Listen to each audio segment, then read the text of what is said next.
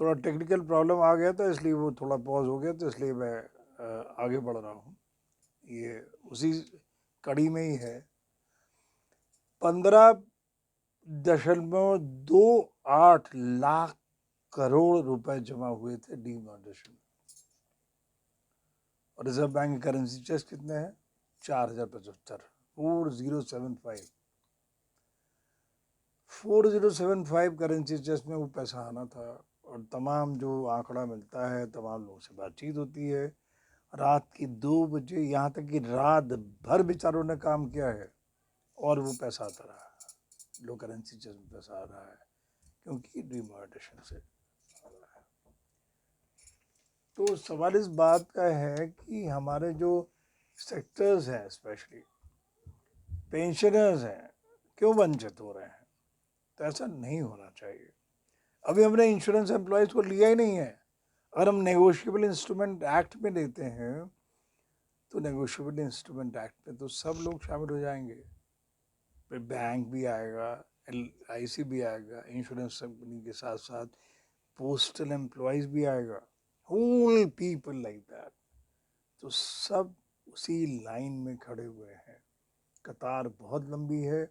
अगर insurance company को देखा जाए, जा रहा है मोर देन 57 इंश्योरेंस कंपनीज, जो कि 24 ऐसे हैं जो कि लाइफ इंश्योरेंस वाले हैं, और 34 करीब हैं जो कि नॉन लाइफ इंश्योरेंस वाले हैं।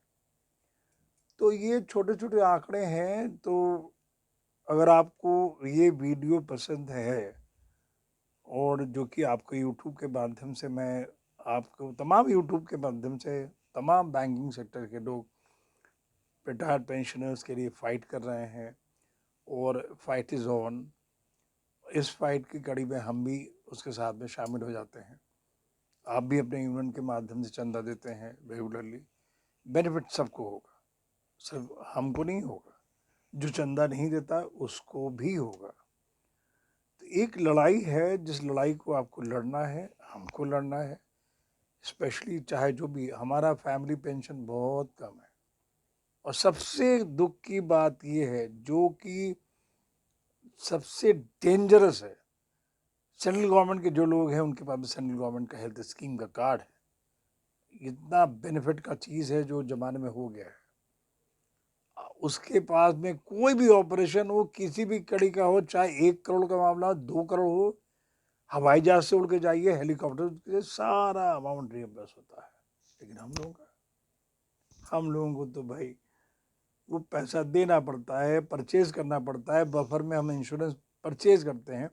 कई के बच्चे हैं जो उनके पेरेंट के गार्जियंस के हैं, लेकिन हमको तो अपना इंश्योरेंस, अपना हेल्थ का, मेरा पेसमेकर लगा हुआ है, मुझे अपना पैसा देना पड़ा है, और ये संख्या बढ़ता ही जा रहा है। हर साल 15 से 20% का इजाफा हो जाता है। क्यों होता है, नहीं होता है, वो मुझे नहीं मालूम, मैं उस डिटेल में नहीं जाने वाला हूँ। लेकिन कैशलेस इंश्योरेंस स्कीम में जो हमको लेना पड़ता है, वो करीब करीब हमको 68,000, 65,000, 70-72 हज़ार रुपये, डोमिसाइल ट्रीटमेंट की बात ही नहीं कर रहा हूँ मैं।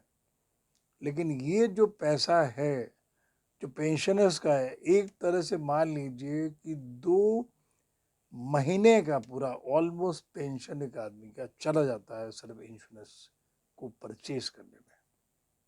क्या ये सही है? शायद नहीं।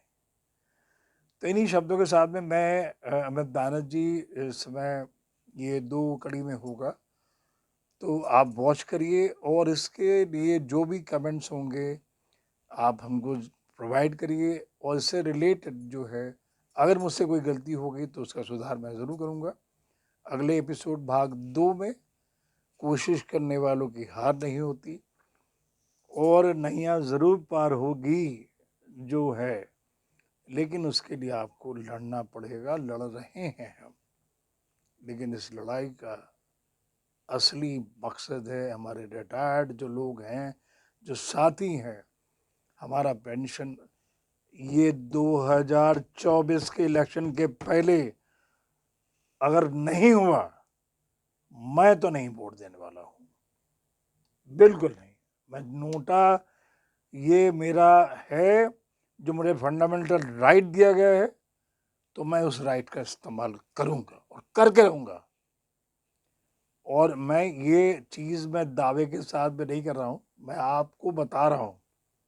मैं आपको ये कह भी नहीं सकता हूँ कि वोट देने का अधिकार सबका है, देना भी चाहिए, बिल्कुल देना चाहिए, मैं ये नहीं कहता हूँ।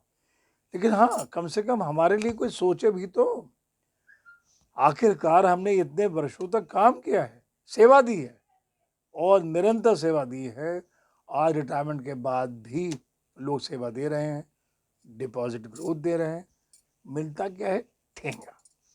इसलिए मैं आपसे करबद्ध प्रार्थना करता हूँ, इस लड़ाई को जारी रखिए और खूब लड़िए और 2024 के इलेक्शन आने से पहले अपने पेंशन का रिवीजन होना चाहिए। ये मेरा करबद्ध अनुरोध है। ये इसी माध्यम से, सोशल मीडिया के प्लेटफॉर्म से मैं इस आवाज़ को हमारे प्रधानमंत्री, राष्ट्रपति, वित्त मंत्री और तमाम लोगों तक पहुंचाने की कोशिश कर रहा हूं। आप हमारे साथ में हैं, इस लड़ाई को हम जीतेंगे। बहुत बहुत नमस्कार। मैं Amit Banerjee, retired syndicate bank प्रबंधक। धन्यवाद। नमस्कार।